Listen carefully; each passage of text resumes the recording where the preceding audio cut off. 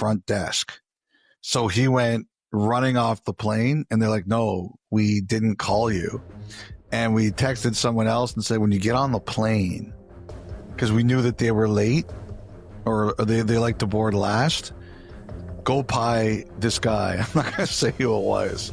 And tell him that they called his name. So, hey, they just called you. And he ran off the plane again. I'm like, I'm sorry, we didn't call you. And he figured out fantastic. After the second one. He was sour. Sour.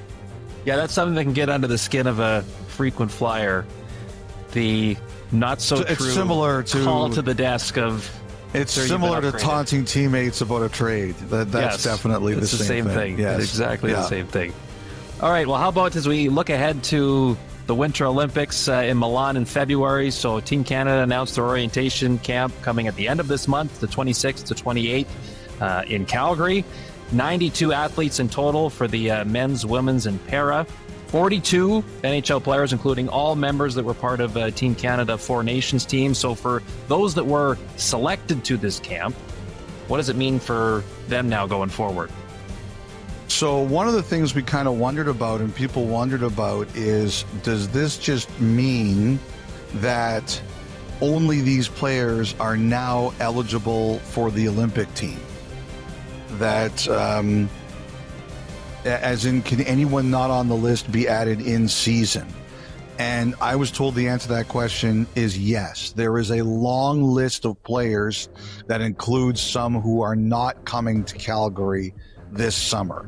So don't just assume that only these players are eligible. And one of the great things about enjoying hockey and being a hockey fan, whether you're in Canada or elsewhere, is debating national teams, right?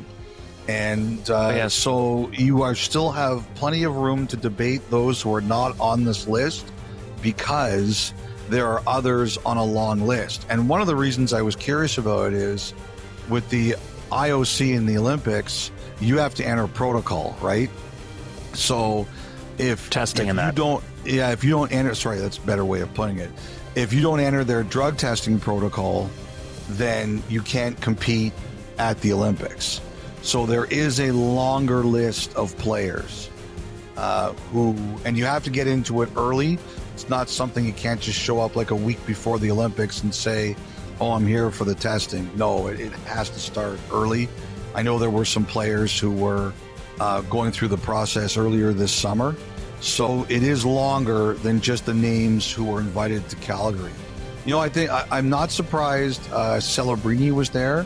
I was pleasantly surprised that Connor Bedard was there. I think it's important to have players who are going to be a big part of the future on common, at least by osmosis, be around some of these players.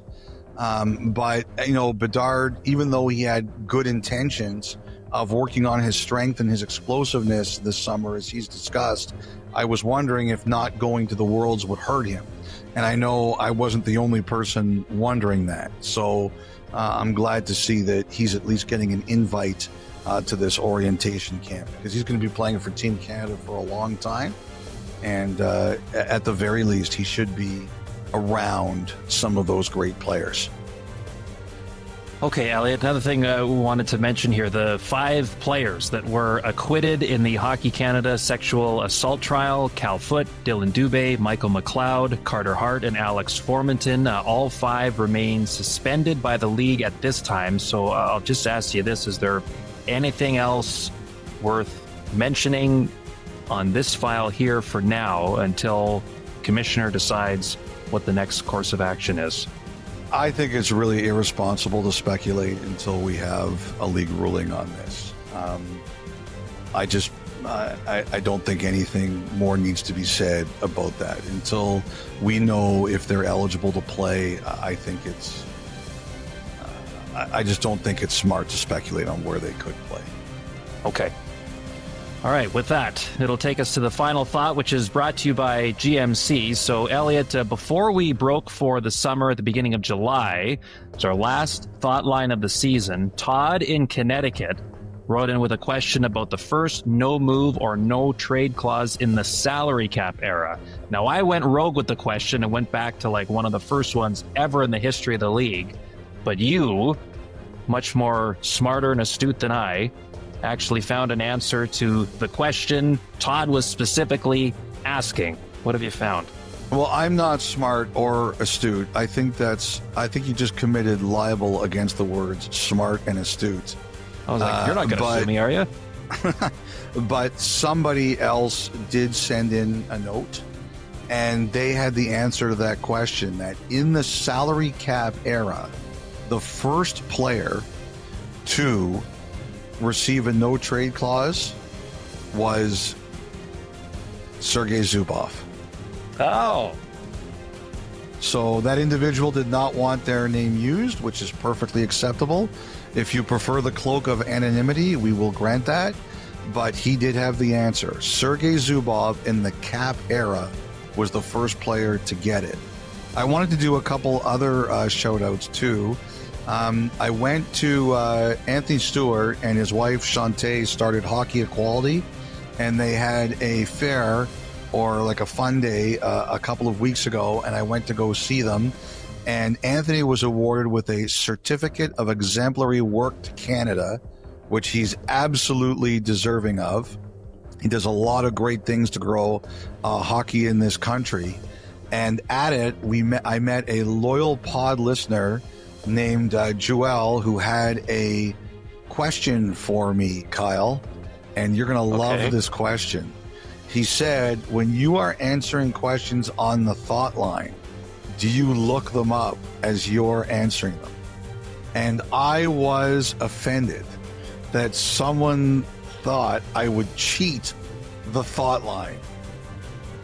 No, I can back you on this one. You do not. You don't want to know what questions are coming unless there's something specific in terms of someone wondering, a salary cap or a CBA type question, just so our bases are covered. But otherwise, like the trivia ones especially, I don't tell you what we're going to talk about, and that's all your brain at work. I am mortally wounded. Joelle, first of all, thank you for keeping us employed by listening to the podcast, but I am mortally wounded that you would think I would cheat and tarnish the podcast. And I also wanted to shout out a young man who I met, a young Toronto area hockey player, Enrique Pospisil. I was walking out of my house, and he was working with his dad. He's working doing trade work during the summer. He was working on one of my neighbors' homes, and I happened to be walking by, and him and his dad came over to say hello. So I just wanted to wish, he's 15, big kid, like big, strong kid. So I just wanted to wish Enrique a great 2025-26 season. Hard for me to remember what year we're in sometimes, Kyle. Very good.